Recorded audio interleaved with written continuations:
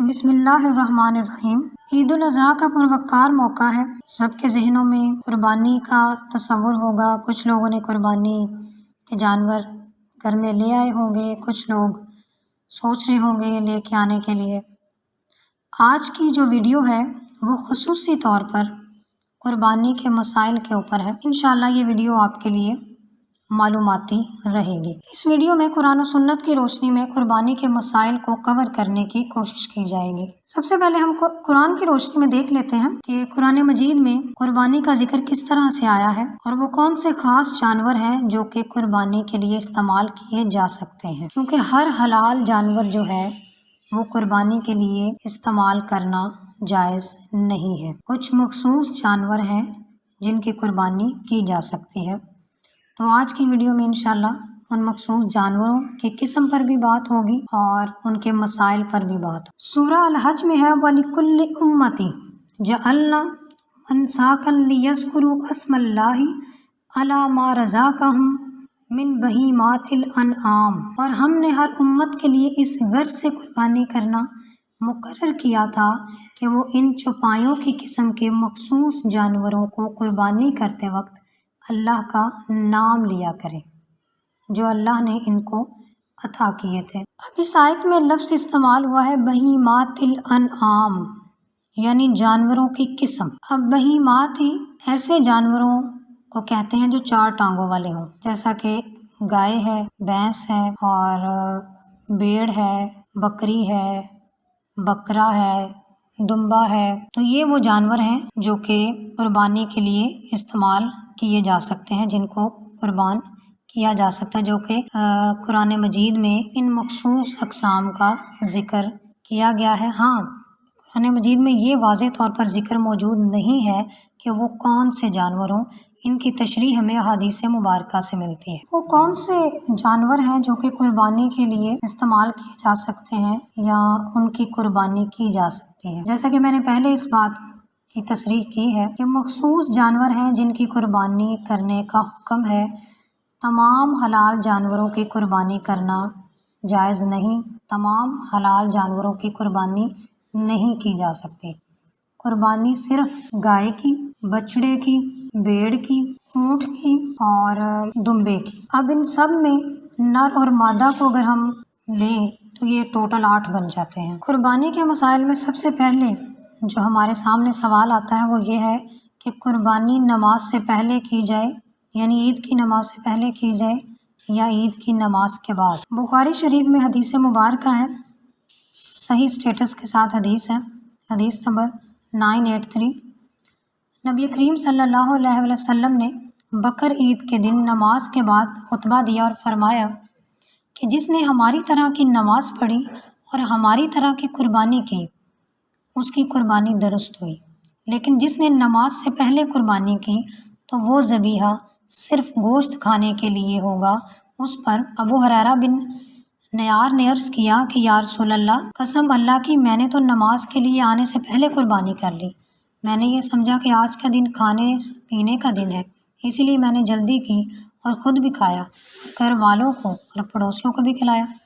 رسول اللہ صلی اللہ علیہ وسلم نے فرمایا کہ بہرحال یہ گوشت ہوا، قربانی نہیں ہوئی۔ انہوں نے عرض کیا کہ میرے پاس ایک بکری کا سال بھر کا بچہ ہے، وہ 2 بکریوں کے گوشت سے زیادہ ہے، کیا میری طرف سے یہ قربانی درست ہوگی؟ آپ صلی اللہ علیہ وسلم نے فرمایا کہ ہاں، مگر تمہارے بعد کسی کی طرف سے ایسے بچے کی قربانی کافی نہ ہوگی۔ اب یہاں پر جو چیز ہمارے سامنے آ رہی ہے وہ یہ ہے کہ نماز سے پہلے جو قربانی اگر کوئی غلطی سے کر بیٹھتا ہے تو وہ قربانی میں شمار نہیں ہوگی۔ صحیح طریقہ یہ ہے کہ صبح اٹھ کے تکبیریں پڑھی جائیں، پھر نماز کے لیے جایا جائے، عید کی نماز کے بعد پھر آ کے قربانی کی جائے، تو یہ صحیح طریقہ ہے قربانی کرنے کا۔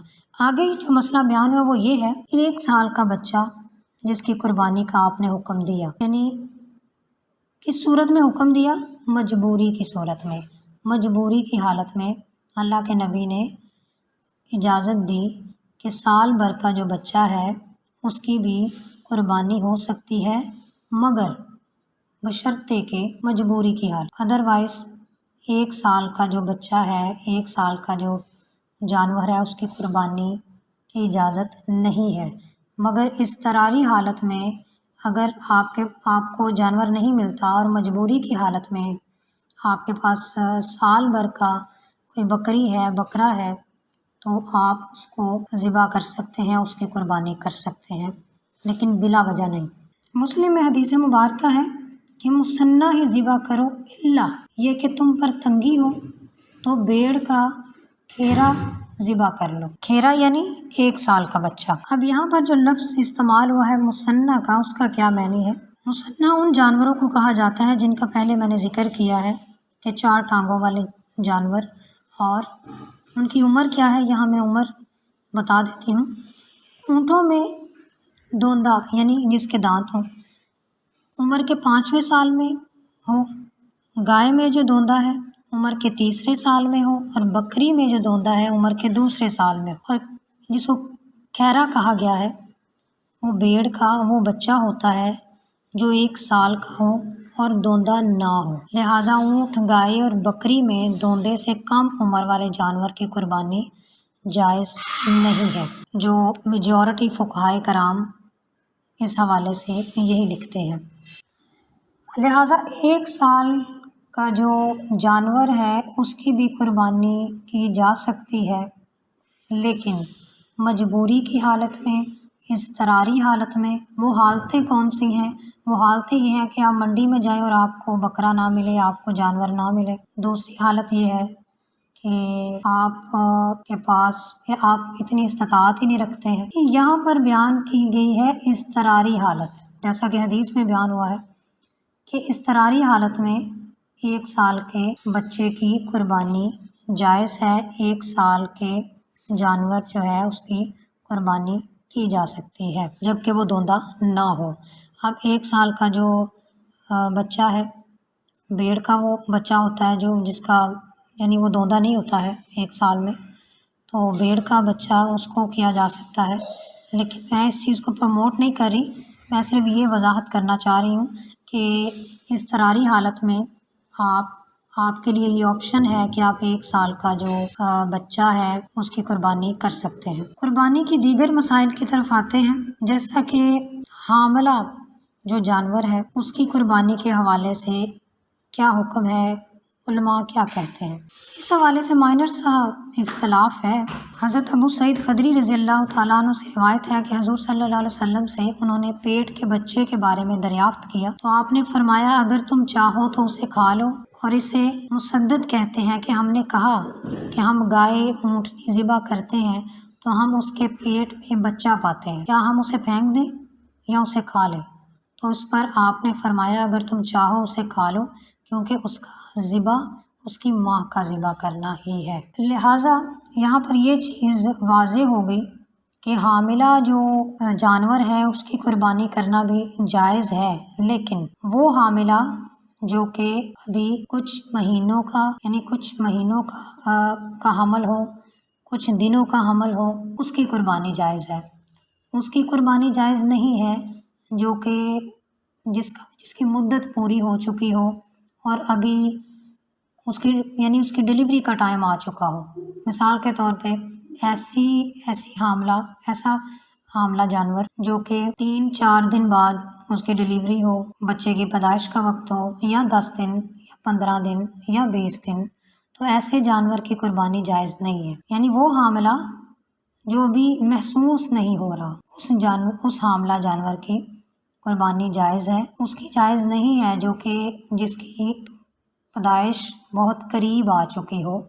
تو فقہائے کرام لکھتے ہیں کہ جس کی قربانی یعنی جس کا وقت قریب آیا ہوا ہو ڈیلیوری کا، اس کی قربانی کرنا جائز نہیں ہے۔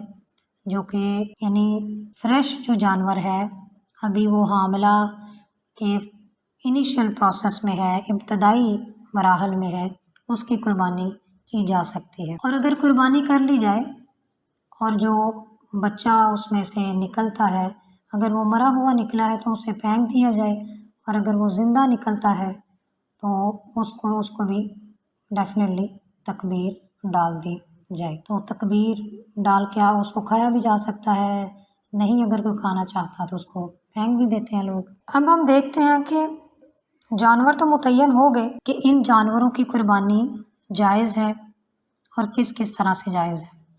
اگر ان جانوروں میں کوئی عیب پایا جاتا ہے تو ان کی قربانی جائز ہے یا نہیں جائز؟ عیب دار جانور کی قربانی جائز نہیں ہے۔ اب عیب کون سے ہیں؟ فقہا لکھتے ہیں اگر کسی جانور کے تمام دانت گر گئے ہوں تو اس کی قربانی جائز نہیں ہے۔ ہاں، اگر اس کے اکثر دانت باقی ہوں یعنی کم گرے ہوں، عیب کم ہو تو اس کی قربانی جائز ہے، یعنی زیادہ دانت ہوں اور کم گرے ہوں تو اس کی قربانی جائز ہے۔ اس کے علاوہ اگر کسی جانور کی عمر پوری ہو چکی ہو، جیسا کہ عمروں کے بارے میں بیان کر چکی ہوں، کس کی کتنی عمر ہونی چاہیے جانور کی، اور دانت نہ نکلے ہوں تو بھی قربانی اس جانور کی ہو سکتی ہے، وہ جائز ہے۔ اس کے علاوہ جس جانور کے پیدائشی کان ہی نہ ہوں اس کی قربانی بھی جائز نہیں ہے۔ اگر کسی جانور کے سینگ بالکل جڑ سے ٹوٹ چکے ہوں، اس طور پر کہ دماغ اس سے متاثر ہوتا ہو، تو ایسے جانور کی قربانی بھی جائز نہیں ہے۔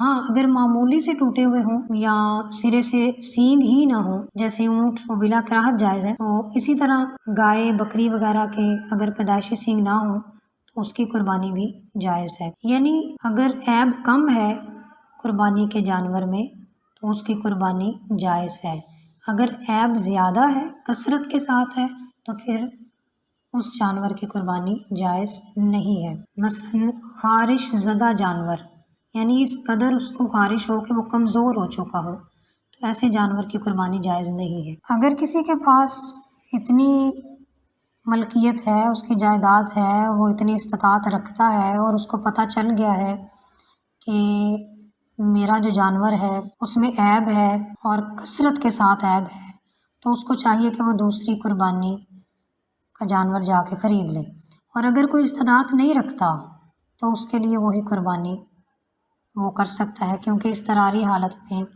اسلام آپ کو اجازت دیتا ہے۔ اس کے علاوہ فقہائے کرام نے قربانی کے گوشت کے حوالے سے بیان کیا ہے کہ اس کے 3 حصے کیے جائیں، ایک حصہ اپنے لیے رکھیں، ایک حصہ اپنے رشتہ داروں کے لیے، اقارب کے لیے، اور ایک حصہ جو ہے فقراء اور مساکین میں بانٹ دیا جائے۔